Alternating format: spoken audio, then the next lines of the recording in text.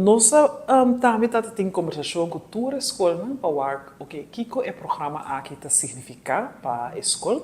e quase tudo está aqui da hopi satisfeito de sentido que o programa aqui está ajuda na para todos os que não estão na escola riba parte saudável, dus parte não tem comimento que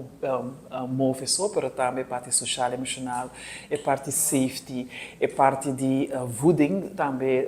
comimento. Dus diferente áreas que a escola está bezig, então o conceito aqui está pôr a atividade integral de uma estrutura caminha com nata é meu vista riba que é echt importante para nós então nanta escola é tema tá sageta é meta com nós que logra um exemplo tá se nanta bisa nós está se atividade riba é terreno de social emocional dus riba pest riba é team building riba parte todo aspecto neta guarda por nada de uma estrutura então a estrutura ajuda nós também para haya pouco logra a evaluação nós estamos também que a logra de meta nós com atende lá então se é o que nós tá positivo nós não tá ainda ainda com a logra toda meta não pero é processo que tá mostra assim que tem resultado não positivo a base de interação de muita não a base de team a base de como maior a base de outros temas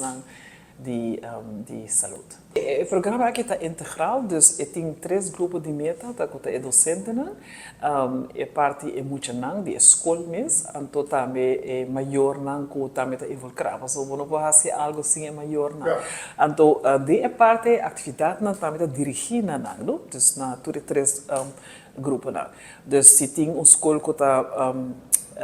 mas tem atividade maior, tem o tema, se está bijvoorbeeld de comimento of de social emocional of de move of qualquer tema saudável, e maior também door involucrado door bijvoorbeeld à noite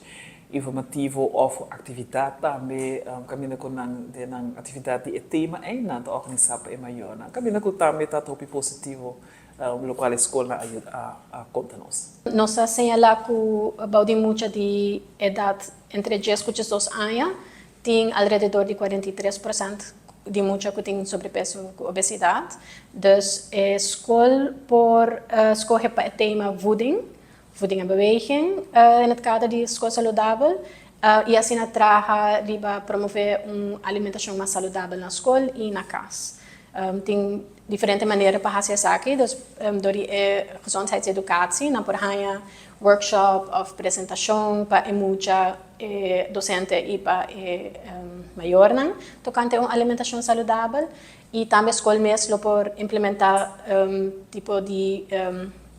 beleid, nanta bisa com a escola, nanta purba tanto viaja para cima vender fruta na cantina, dus nanta oferecer agora snack ou uma comida saudável que é muito por escolher.